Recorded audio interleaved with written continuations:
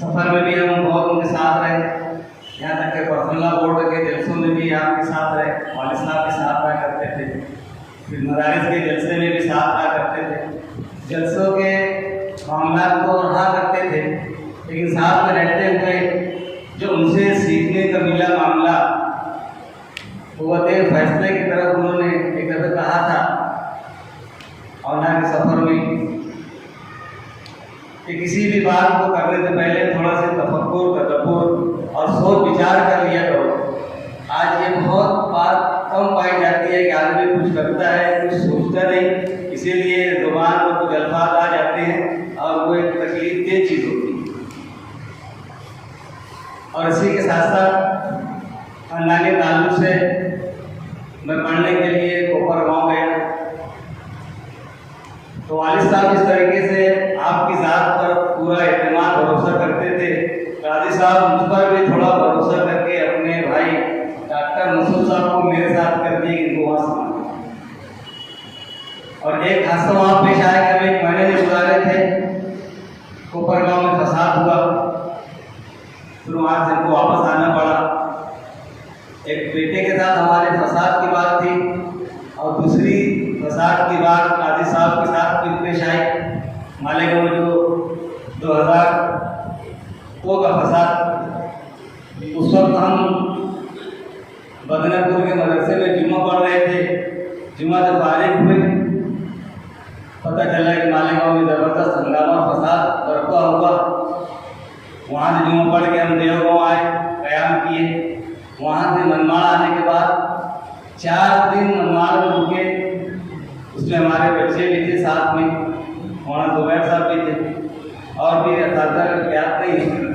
8-10 لوگ تھے۔ حالات بڑے پراشوب تھے، گھبراہٹ کا ماحول تھا، بچے ساتھ میں تھے۔ وہاں بچوں کے لیے ایسی ایسی باتیں پیش کرتے تھے جس سے ان کی گھبراہٹ کم ہو۔ والد صاحب کے انتقال کے بعد اب تو بھائی تھے، خاندانی طور سے جذباتی طور سے مجھے دفعہ کہہ دیا میں تمہارا باپ ہوں، اور تھوڑا آنکھیں پرنم ہو گئی، اور اس کے بعد بھی خاندانی نظام کے حساب سے دیکھ ریکھ کی باتیں کچھ معلومات حاصل کیا کرتے تھے، اور ہر طریقے سے ہمارے لیے وہ ایک باپ کا درجہ رکھا۔ تعلیمی باتیں تو بہت سے بتائیں گے، مسلم شریف پڑھایا کرتے تھے۔ حدیث کا ادب یہ تھا کہ ایک نشست میں بیٹھتے تھے تو پورا پیریڈ اسی نشست میں ختم کر دیا کرتے تھے۔ اتنی دیر میں ہمارے ساتھی کئی پہلو بدلتے تھے۔ حافظ مختار کوپر گاؤں کے بولتے تھے ان کے سب اچھے پٹھے وغیرہ ہیں، ان کو تکلیف نہیں ہوتی، مگر یہ نہیں ہے، وہ حدیث کے ادب میں اس طریقے سے بیٹھتے۔ والد صاحب کے ساتھ ان کا بھی ربط بہت پرانا رہا، اللہ نے ان کو بڑی صلاحیتوں سے نوازا تھا۔ وہ ایک ہیرے تھے، قدرت نے ان کو تراشا تھا۔ والد صاحب کے انتقال پر فنون خاندان کے شاعر محمد امین صدیقی انہوں نے ایک نظم لکھی تھی، موسم گریہ، والد صاحب کے انتقال پر۔ وہ تمام اشعار ہمارے محترم قاضی صاحب پر بھی فیڈ ہوتے ہیں۔ بیچ کے اشعار میں ہیں، وہ ایک قیمتی ہیرا تھا، قدرت نے تراشا تھا، جو ملت کی انگوٹھی میں خوب جچتا تھا، آیا ہے تھکا ہارا، رحمت میں چھپا لینا، بس ساتھ کے کوثر سے ایک جام پلا دینا۔ بہرحال ہو جاتی ہے اسلام کی دیوار ایک عالم کا رخصت ہو، لیکن ایک چیز ہے کہ ان کے وجود سے یہ دنیا خالی ہوئی، دوسری چیز ہے کہ اپنے پیچھے دوسری سب کی تیاری۔ حضرت مولانا سید محمد ولی رحمانی صاحب تشریف لائے تھے، میں ان کی خدمت میں حاضر ہوا تو بٹھا کے بہت دیر تک، مجھے اچھی طرح سے یاد ہے، وہ 48 منٹ وہ تھے جو میں تنہا ان کے پاس بیٹھا ہوا، وہ ایک ایک بات سکھاتے تھے۔ اسی میں انہوں نے مجھ سے کہا کہ تمہیں کیا لگتا ہے؟ یہ بہت خوبی کی بات ہے کہ یہ کہا جائے کہ تم دنیا سے گئے اور تمہارے پیچھے جو ہے وہ خلا پیدا ہو گیا ہے اور کوئی شکل اس کے پر ہونے کی نہیں ہے۔ تو کچھ کہنا ممکن تو تھا نہیں، میں سوالیہ نظروں سے انہیں دیکھتا رہا، تو انہوں نے کہا کہ میں یہ سمجھتا ہوں کہ یہ بات خوبی کی نہیں، یہ بات عیب کی ہے۔ تم کوشش کرو کہ تمہارے پیچھے دوسری صف تیار ہو اور تمہارے جانے کے بعد کوئی کام رک نہ سکے۔ حضرت قاضی صاحب رحمۃ اللہ علیہ نے جس محنت اور مشقت کے ساتھ کام کیا، شاگرد تیار کی، اور اپنی زندگی ہی میں انہوں نے جس طرح سے سارے معاملات استوار رکھے اس سلسلے میں اور درست رکھے، آج یہ بات میں بے تکلف کہہ سکتا ہوں کہ حضرت قاضی صاحب کے صاحبزادے ہیں۔ ممبر خالی ہوا قاضی صاحب کے جانے سے، یہ صحیح ہے، ان کے بیمار اور علیل ہونے پہ خالی ہوا، لیکن خود انہی کے خاندان کے ایک فرد نے اس ممبر کو بھول دیا۔ عید کی نماز کے خطیب ہوئے، امام ہوئے، ان کے صاحبزادے حدیث شریف کی تعلیم دیتے ہیں، ان کے شاگردوں میں کتنے ہیں آج ہمارے سامنے مخدوم گرامی تشریف فرمائے۔ یہ بات کہنے کی ہے، اور اسی لیے میں نے کہا ہے کہ اب ہمارے پاس باقی لوگوں میں سب سے افضل اور بہتر جو باقی رہے آج کے ہمارے مخدوم گرامی ہیں۔ پہلا پیج ختم ہو گیا بات پہ، 6 لوگ تھے، قاضی صاحب اس قافلے کے آخری سالات تھے۔ آخری پیج، پہلا پیج اور اس کے آخری پر قاضی صاحب رخصت ہوئے۔ آج مولانا محمد یوسف صاحب تشریف لائے تھے کنکاروی، ان سے ہم لوگوں نے درخواست کی کہ سند دے دیں، تو انہوں نے کہا تھا کہ تمہارے درمیان ایسا عالم موجود ہے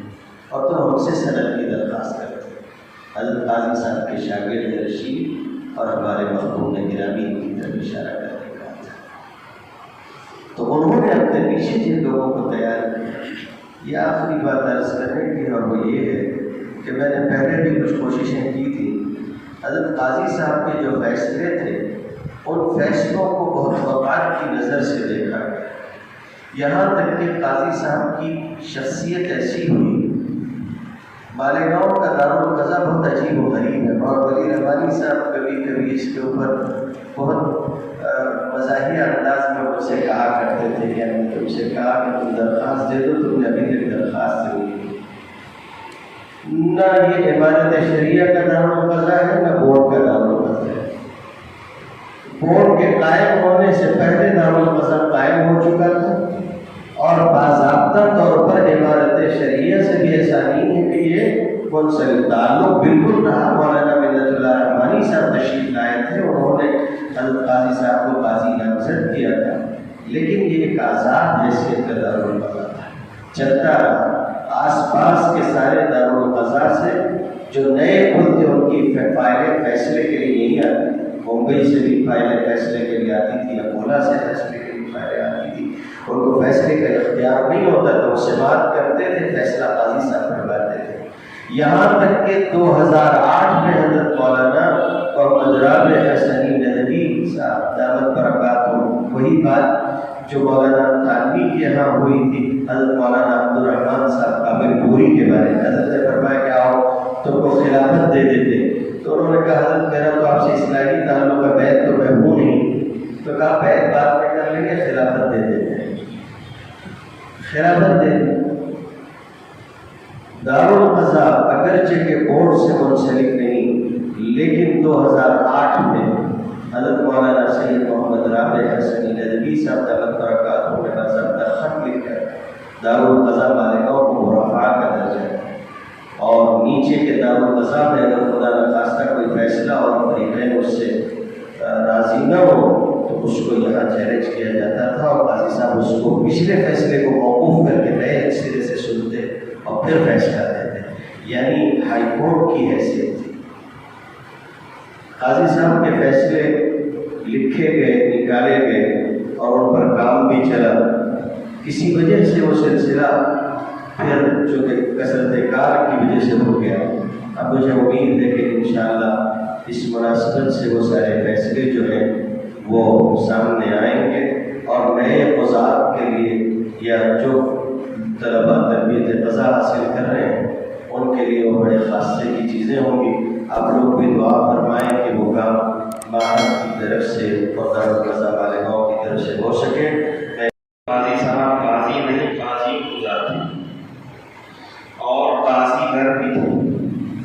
مجھے اچھی طرح یاد ہے کہ نائب صدر فقہ اکیڈمی کے تھے پورے ہندوستان میں، اور مجھے جہاں تک یاد ہے یہ بھی کہ بھٹکل کے اندر جو دارالقضا ہے وہ کافی پہلے کا پرانا ہے۔ اس کے بعد جو عمارت شریعہ کا جو دارالقضا ہوا اس میں جو قضات کا سلسلہ ہوا اس میں بھی اتنی لمبی عمر کسی نے قضا کے عہدے پر فائز رہ کر خدمت کی تھی جتنی لمبی عمر قاضی صاحب کی۔ تو گویا کہ وہ ہندوستان کے ایک ایسے منفرد قاضی ہیں کہ جنہوں نے اپنے منصب کی شروعات سے لے کر کے 40 سال مدت جو پوری وہ جس وقت قاضی تھے وہ واقعی قاضی القضات کہلانے کے مستحق تھے، اور قاضی گھر بھی تھے،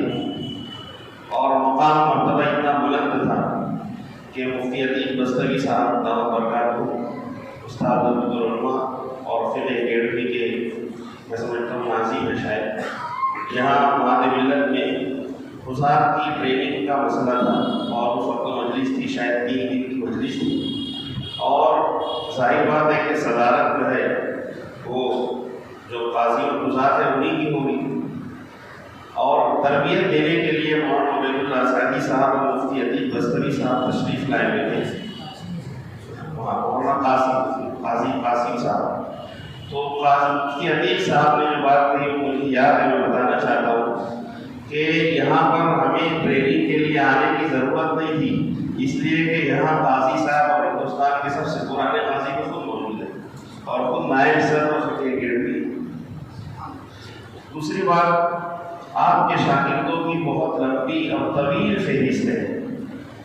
اور میں میرے اعتقاد کے اعتبار سے میں مانتا ہوں کہ فی الحال پورے مہاراشٹر میں علم حدیث، درس حدیث، علم تفسیر اور درس تفسیر کے اعتبار سے سب سے بڑی اور اونچی شخصیت ہمارے مخدوم محسن مربی حضرت مولانا ادریس عقیل بلی صاحب اس پورے قافلے شاگردان کے قافلے سالار جو قاضی صاحب کے شاگرد، قاضی صاحب کی جو محاسن ہے اس میں یہ بہت ضروری بات ہے کہ آپ کے شاگردوں کے سالار وہ شخصیت ہے